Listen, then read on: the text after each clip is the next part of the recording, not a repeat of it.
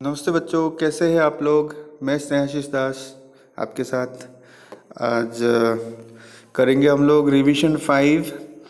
तो देखिए, ये रिवीजन 5 बहुत इम्पोर्टेंट है। एक्चुअल में सारे ही तो इम्पोर्टेंट है, पर इसमें क्या होता है कि ये जो रिवीजन है ये फैक्टराइजेशन के ऊपर बेस्ड है।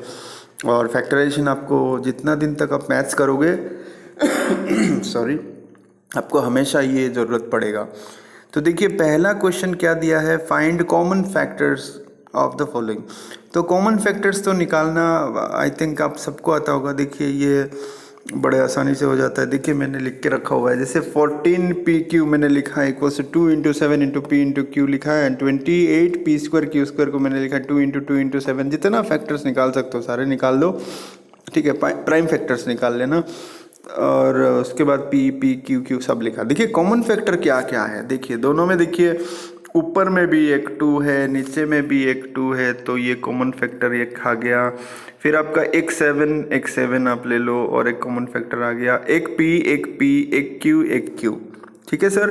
तो हमने लिख दिया 2 7 P Q, that is 14 P Q is your common factor. Clear हो गया कि नहीं। तो ये कॉमन फैक्टर हो गया हमारा, इसमें कहानी ख़त्म।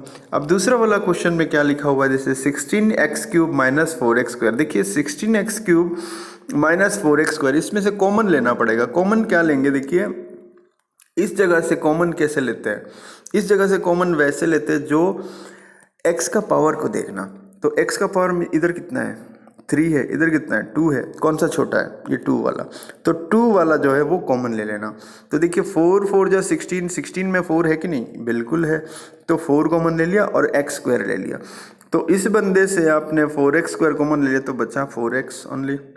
क्लियर। 4 4 जो 16, x² into x equals to x³ into करेगा तो ऐसे ही आएगा।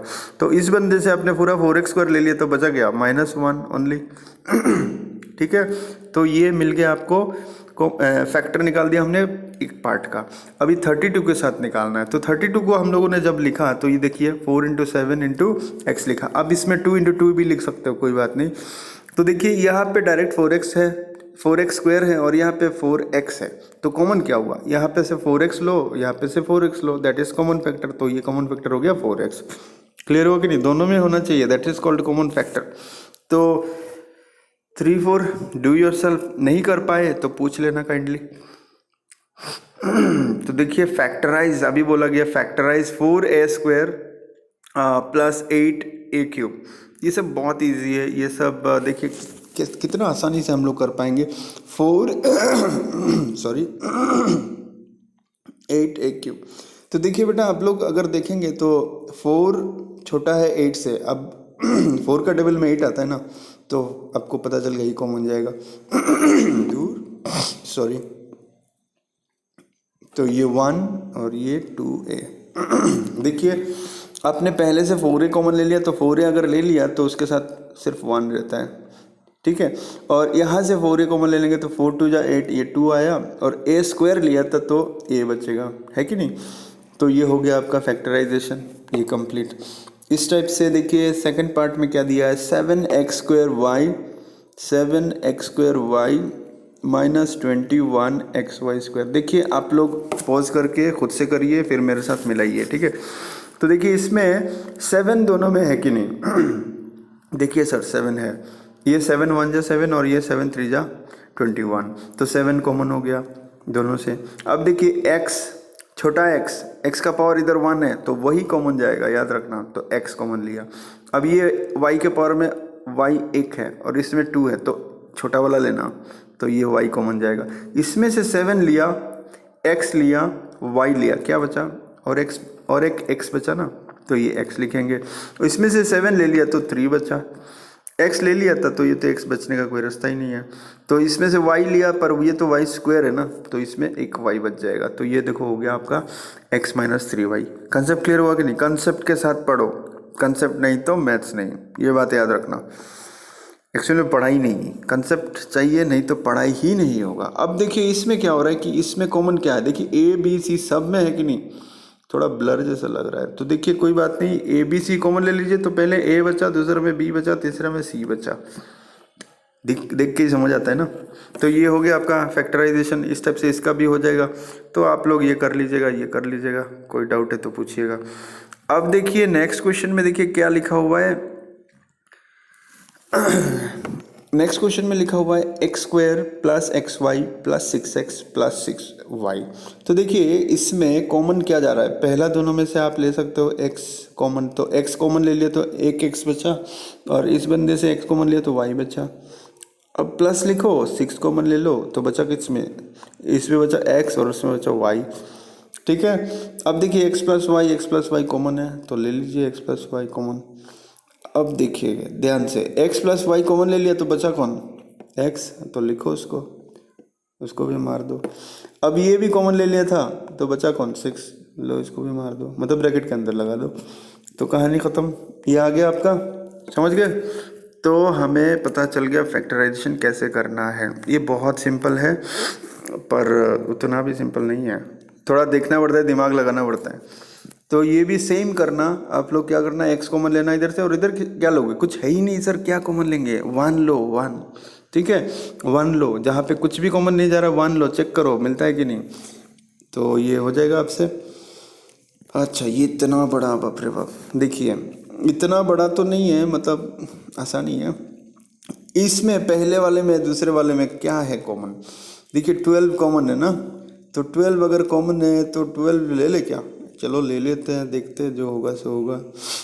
अब एक्स स्क्वायर भी कॉमन है भाई, तो हमने ले लिया 12x स्क्वायर, तो बचा क्या है इसमें, 2 12 जा 24, जानते हो ना, नहीं जानते तो सीख लो।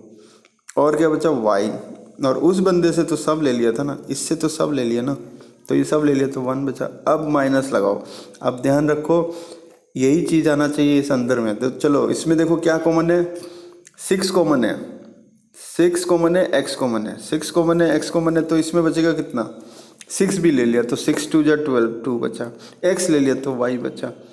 और ये ब्रैकेट के बाहर एक माइनस लगाया है, तो ये जो माइनस है ना आपका, ये प्लस बन जाएगा, तो ये प्लस बन जाएगा। और कितना ले लिया सर कॉमन, 6x, तो बचेगा कितना, 1। तो देखो हो गया ना, ये 2y plus 1, 2y plus 1 common आ गया, तो आ गया आपका 2y प्लस 1। फिर इधर कितना कौन सा बचा हुआ है, 12x स्क्वायर माइनस 6x। अब क्या कर सकते हो, अब इसको और फैक्टराइज कर सकते हो, इन दोनों से क्या कॉमन है सॉरी 6x कॉमन है, देख रहे हो कि नहीं, ये देखो 6 2 जा 12, x भी है और ये 6x तो है ही, तो ये दोनों कॉमन जाएगा। तो 6x इन दोनों से अगर कॉमन ले लेते हैं तो बचेगा क्या, देखिए 6x अगर कॉमन ले लिया तो मतलब उसके बाद और एक लाइन लिख देना, ये भी लिखना, फिर ये मैं लिख रहा हूँ ऊपर जो, तो 6x कॉमन लिया तो 2x फिर माइनस 1, तो आंसर आएगा आपका 2y plus 1 into 6x into 2x minus 1। Clear, तो ये हो गया आपका। और एक क्वेश्चन, तो देखिए आप ये खुद से कर लेना, कर पाओगे ना। इधर क्या कॉमन लोगे सर, यहाँ पे 1 कॉमन लेना, और यहाँ से क्या कॉमन लोगे, x y कॉमन लेना, तो आपको मिल जाएगा। अच्छा अभी देखिए बोला गया कि एक्सप्रेस इन फैक्टर्स, तो अभी हम लोगों को इनको फैक्टर्स में एक्सप्रेस करना है। तो ध्यान से देखिए कैसे करना होता है। इसमें देखिए आपको लिखा है 4x square plus 12x plus 9। बेटा ये थोड़ा सा अलग होता है, इसमें आप क्या करो, ये एक्स स्क्वायर के साथ कौन है, 4 है, उसको लिखो। फिर ये अकेला कांस्टेंट टर्म कौन है, 9, उसको इनटू करके लिखो, ठीक है, एक प्रोडक्ट में लिखो। अभी क्या करो, इन दोनों को इनटू मत कर देना, ज़रूरत नहीं इनटू करना बार बार। अभी देखो 4 प्लस 9 कितना होता है, 4 प्लस 9 होता है 13, मिल रहा है क्या, 12 हो रहा है क्या, नहीं सर, ओह मतलब ये दोनों प्लस करके या माइनस करके ये आना चाहिए, समझ गए बात। ये चीज़ दिमाग में रखिए, ये 4 कहाँ से आया, ये एक्स स्क्वायर के साथ जो था वो, और ये 9 कौन सा है, ये 9 कौन सा है भाई, ये वाला अकेला जो 9 था वो था, ठीक है। तो हम लोगों ने ऐसे लिख दिया। अब देखो ये तो मिल नहीं रहा है, 9 प्लस 4 हो जाएगा 13, तो नहीं मिलेगा, तो क्या करो, दिमाग लगाओ। तो दिमाग कैसे लगाते हैं, दिमाग लगाते हैं ऐसे, इसको ये जो है ना, इसको 2 इंटू 2 लिखो, फिर ये जो 9 है ना, इसको 3 इंटू 3 लिखो, बराबर। अब देखो ये 3 2 कर दो और ये 3 2 कर दो, तो ये 3 2 कितना होता है, 6 होता है, और ये 3 2 जा कितना था 6 होता है कि नहीं बराबर। तो मतलब इन यही चीज़ लिखा है मैंने, इधर थोड़ा अलग करके लिखा है। तो देखिए 6 + 6 कितना होता है सर 12। तरीका मिल गया रे। तो ये 6 + 6 ये मिल गया आपको, क्लियर। तो ये चीज़ लाना है आपको, ये जो दोनों प्लस करके कितना होना चाहिए ये होना चाहिए, और इंटू करके कितना होना चाहिए ये होना चाहिए। उसका 4 9 जा 36 करने का ज़रूरत नहीं। कभी कभी बहुत बड़ा बड़ा क्वेश्चन आएगा तो मल्टीप्लाई करते रह जाओगे, ज़रूरत नहीं होता है। इसको तोड़ दो, इस टाइप से करो, ठीक है। तो हमें पता चल गया कि भाई इतना सारा चीज़ मिल गया। तो हम लोग क्या करेंगे अभी, 4x² लिखेंगे। देखो एक क्वेश्चन समझो अच्छे से, बहुत सारे क्वेश्चन कर पाओगे, ठीक है। एक बंदे ने एक क्वेश्चन किया बहुत अच्छे से, तो उसको दूसरा क्वेश्चन करने में आसानी होती है। और एक बंदे ने दिखाने के लिए कि भाई मैं पढ़ रहा हूँ 1000 क्वेश्चन किया पर समझा नहीं, तो उस गधे का कोई उपाय नहीं है, ठीक है। आप अपना उपाय निकालो, आप खुद ही देख लो, आप गधे हो कि इंसान हो। तो देखो सर इसमें हमने लिख दिया इतना सारा चीज़। जो आपको ये जो 6 + 6 मिलता है ना, इधर बीच में लिखो। तो अब देखो ये जो x है ये 6 के साथ, ये x जो ये 6 के साथ, मतलब ये x 6 के साथ फिर से 6 के साथ, तो इसे लिख दिया। अब आप देखिए इन दोनों से कॉमन क्या है, सीधा दिख रहा है 2 2 2 जा 4 2 3 जा 6, x भी कॉमन है। तो पहले वाले से 2 भी ले लिया, x भी ले लिया, तो बचा 2x, ठीक है। तो प्लस इस बंदे से क्या कॉमन लिया सर 2x लिया कॉमन, तो 2x इसमें से कॉमन लिया तो बचेगा कौन 3। अब देखो प्लस करके हम क्या करेंगे, अब हम लोग देखिए ये कंसेप्ट समझ आ रहा है कि नहीं, अच्छे से समझो। एक क्वेश्चन समझोगे तो बहुत कुछ कर पाओगे, याद रखना ये बात, कंसेप्ट नहीं तो मैथ्स नहीं। तो देखिए सर इसमें से कॉमन क्या है, इसमें से कॉमन कुछ भी हो, दिमाग लगाओ, एक चीज़ करना, ये जो चीज़ है ना ये लिख देना पहले। ये शॉर्टकट एक तरीका बता रहा हूँ मैं। तो ये अगर लिख दिया उत्तरी, ये लिख दिया सर कैसे लिख दिया अभी, सो ये सब कैसे आएगा। तो ध्यान से देखिए ये 2x है ना, 2x को क्या चीज़ से इंटू करोगे कि 6 आ जाए, 3 से ना। ये देखो मिल गया। अब देखो 3 2 जा 6x 6x ये रहा। अब ये 3 3 जा कितना होता है 9 ये रहा, समझ गए हो कि नहीं। तो ये कॉमन आ गया। तो अभी आपका नेक्स्ट लाइन क्या होगा 2x + 3 कॉमन, और इधर भी 2x है इधर भी 3 है, तो 2x + 3, ये कहानी ख़त्म हो गया। एक टाइप, ये जो मैंने अभी आपको कराया एक टाइप। अभी दूसरा टाइप, इसी क्वेश्चन का दूसरा टाइप मैं दिखाता हूँ, थोड़ा दिमाग लगाना पड़ता है। अच्छा वो अभी जो मेथड दिखा रहा हूँ कुछ इस तरह से क्वेश्चन होगा तभी हो जाएगा ये सॉरी। तो देखिए इसको ऑल्टरनेट तरीके से कैसे करते हैं, 4x² + 12x + 9। तो आपको देखना क्या है जो पहला टर्म है वो स्क्वायर में है कि नहीं, बिल्कुल है। ये किसका स्क्वायर है 2x²। आपको पता है ना ये चीज़, आपको पता है ना 2² × x² अगर है तो उसको लिख सकते हो 4x²। ये जानते हो कि नहीं जानते तो जान लो।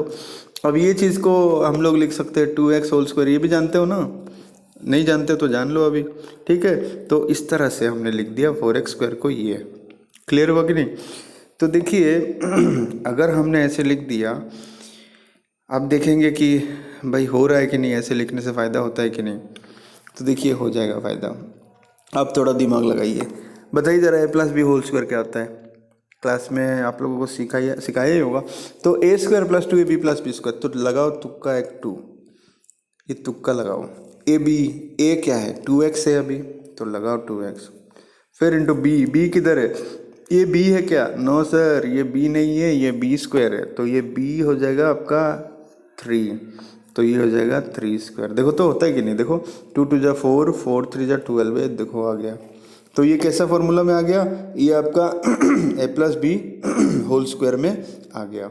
तो ये होल स्क्वायर अगर लिख देंगे तो देखिए a क्या है 2x, b क्या है 3, है ना, होल स्क्वायर का मतलब क्या होता है, 2 बार लिख दो।